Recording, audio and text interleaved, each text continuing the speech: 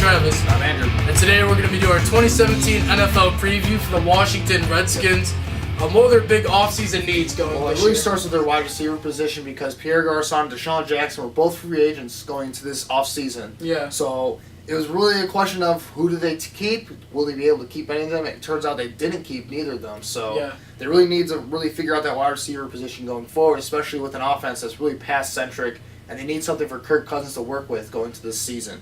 Another need for them was running back position because, let's just face it, they really didn't figure out that running back position last year. They kind of went committee approach, but it just really didn't work out for them, and they just didn't really have that balance needed to really help that offense take that next step forward. Yeah, they were really hoping Matt Jones was going to have a better sophomore year. He did pretty good for his rookie year, so you kind of expect him to grow into that lead back, but he had lots of issues fumbling the ball that ended up costing him the starting job. Then they went to Robert Kelly, who he isn't really a dynamic player. He's going to run hard through the tackles.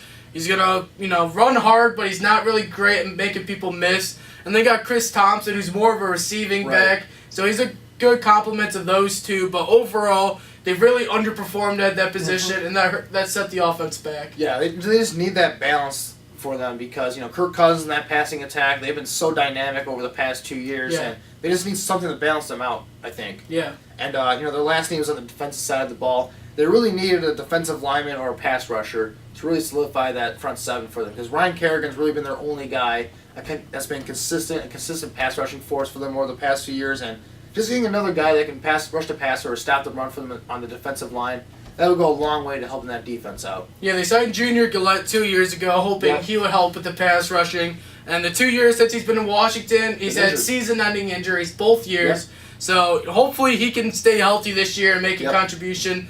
Obviously, if you haven't heard, Trent Murphy has just officially torn his ACL. He's going to be out for the year. He was their leading sack guy last year. So this is going to be a big loss for a team that doesn't have many pass rushers. Yeah, I mean, again, that's a huge thing for them, especially in this division where you get quarterbacks like Eli Manning, Dak Prescott, Carson Wentz is on the up-and-coming.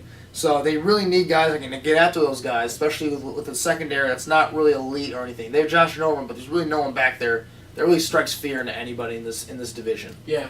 Well, transitioning from offseason needs to free agency, they were pretty active this year. What a surprise. They lost lots of key guys, but they added a few big guys. But the big guys they ended up losing was both wide receiver Deshaun Jackson and Pierre Garçon. There was lots of talk this year that, maybe they only have money for one of these guys. Who are they going to keep?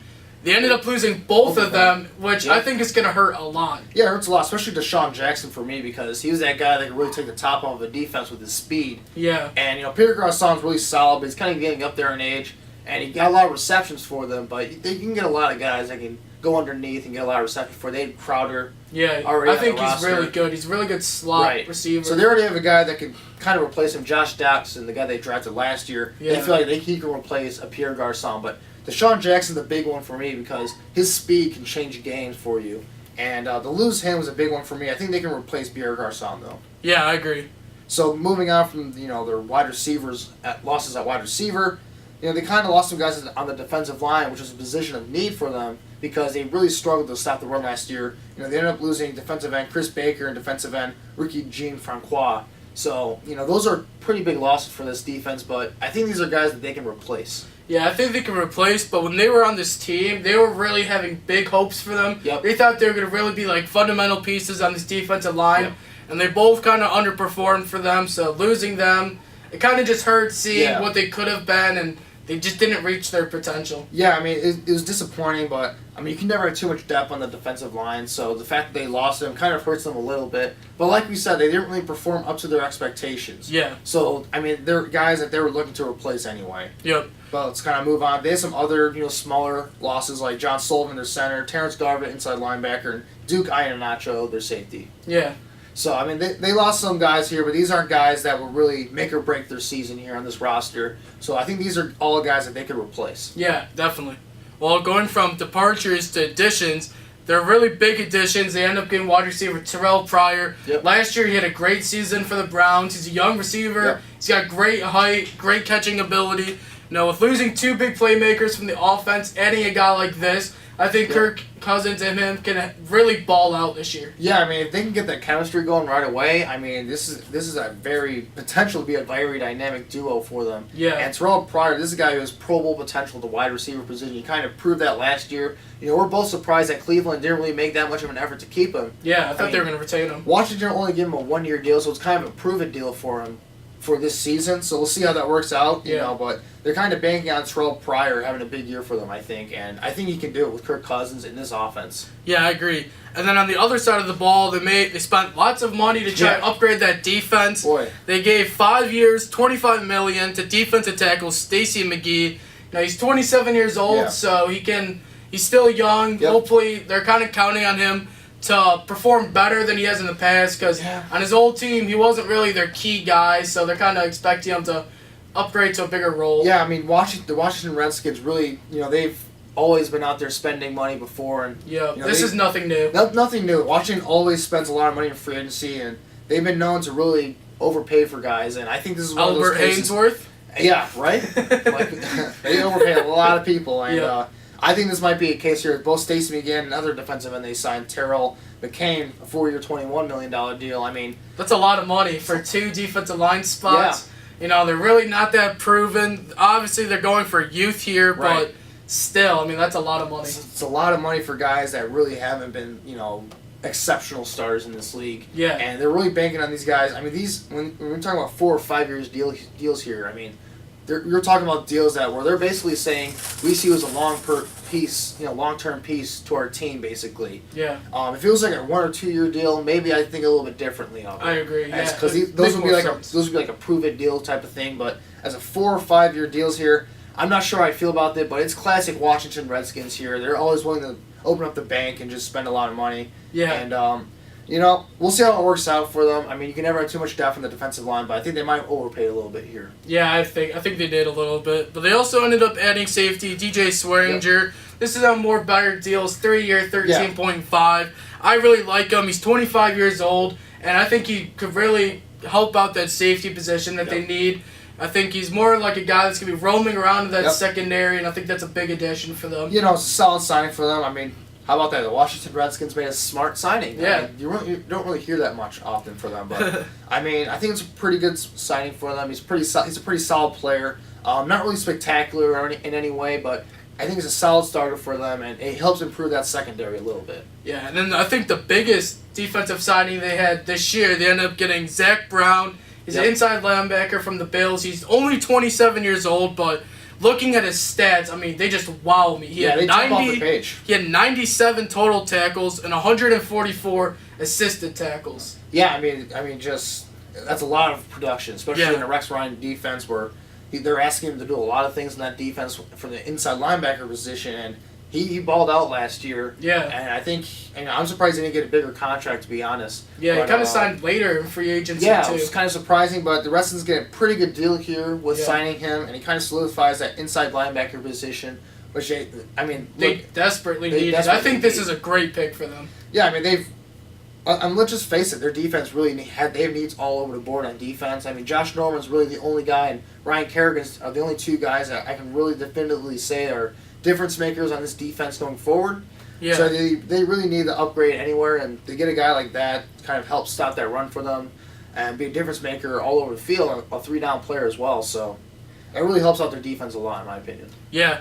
Well, transitioning from free agency to the draft, in the first-round pick, they may have gotten the steal of the draft. With the 17th pick, they took defensive tackle Jonathan Allen from Alabama. And, man, I mean, considering going into the draft, he was considered a top 3 prospect. Yep. For him to fall that far, this is a great steal. This is surprising to me because, I mean, Jonathan Allen's a beast. I mean, let's look at some of his accomplishments at Alabama. Last year, won the Chuck Bednarik Award and Bronco Nagurski Award as the nation's top defensive player.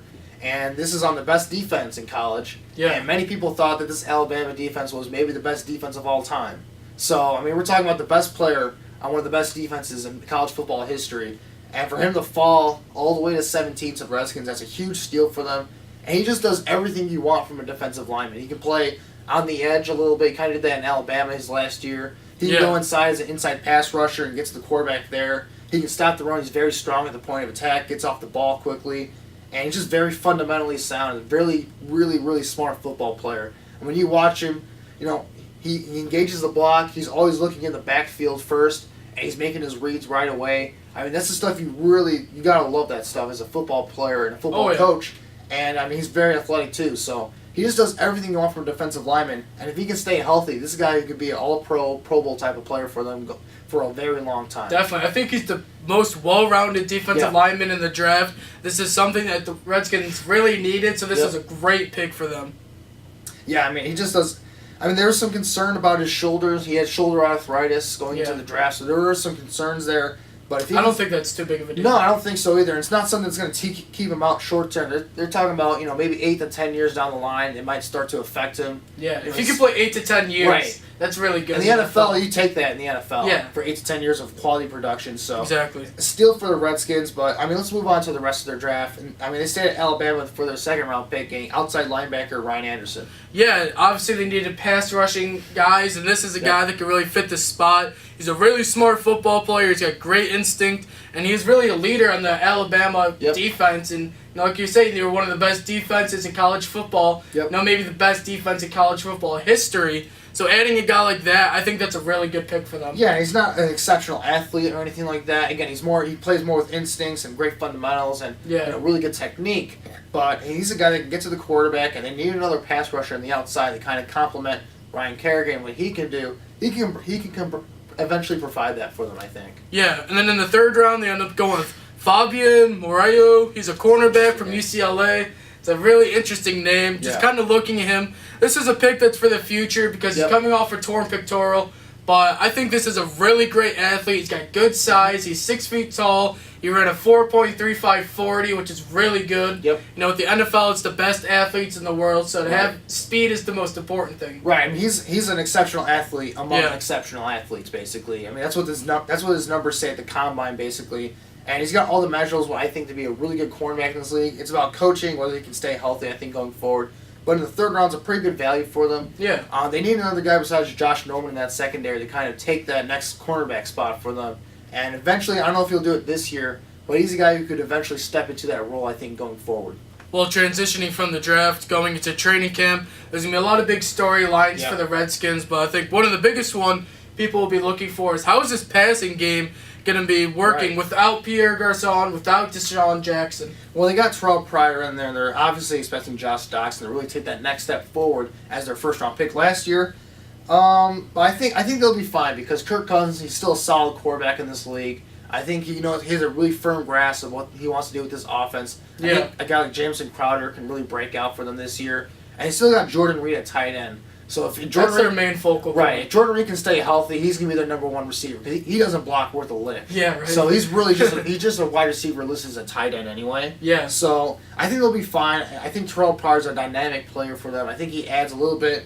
He gets a little bit of what Pierre Garçon does and a little bit what Deshaun Jackson does. Obviously not to the degree of what Deshaun Jackson can do as a deep ball threat, but he adds a lot to that offense, I think. And if they can get their chemistry down, I think they're still, elite passing attack. Yeah, I think the guy I'm most excited to see is wide receiver Jamison Crowder. I think this is a guy that's going to step up into a much bigger role this year. I could see him having over 100 catches this year, to be honest. Him and Kirk Cousins have great chemistry. He really balled out last year. It's the number 3 wide receiver. So he's going to step up into a bigger role. I mean, he's small, he's shifty, he's fast, he's a lot of fun to watch. He's pretty explosive, so maybe he could take that Deshaun Jackson role.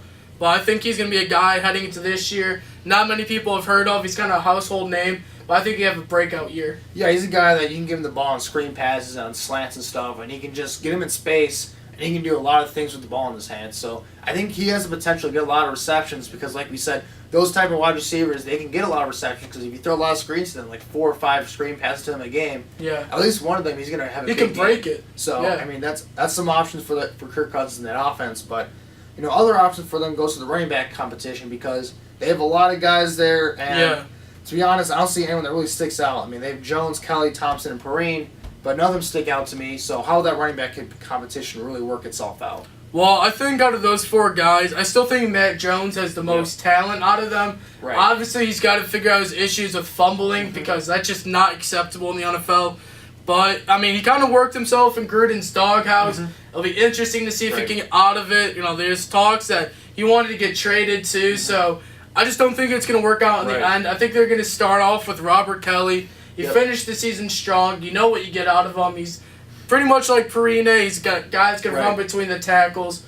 So I think that's what will start for them. Yeah, I think they're going to do a little bit of Kelly and Thompson because kind of a 1-2 duo, and you know Matt Jones will really have to prove himself, I think. But you know, again, I think the running back position is still a weak spot for this team, and just nothing really excites me here. I don't think. Yeah, I don't think so either. You know, we'll see how it works itself out. But you know, another thing to look out for is Sewell Cravens, who had a pretty big year for the Redskins last year. He's kind of a safety linebacker hybrid, and he kind of played more linebacker for them last year. This year he's expected to play more safety. So that's one thing to look out for this defense. I think this is going to be a really good move for him because obviously they need help at the safety position. And putting him back there, he can play more center field. He can roam the defense. I think it gives him more chance to be a game changer on this defensive side of the ball. He can make interceptions. You know, he can come up and make tackles in the box. So I think he's going to be a really strong safety. I think this is a better fit for him. Right. I think he's more of an in-box safety anyway. So, I mean, he's kind of going to play a similar role pretty much because the linebacker safety hybrid position is kind of a new thing over the past few years in the NFL. So I think they're going to play the same position. So he's probably going to play a little bit more coverage going back deep. But I think he's going to play the same type of role, same, you know, getting downhill in the box and making plays in the box. So I don't think it'll be too big of a transition for him, and you know he's a really talented player, so I think it'll work out for him eventually. Yeah, he's a really promising young player, and I think this transition will help him cause more turnovers on the defensive side of the ball, which is what they really need.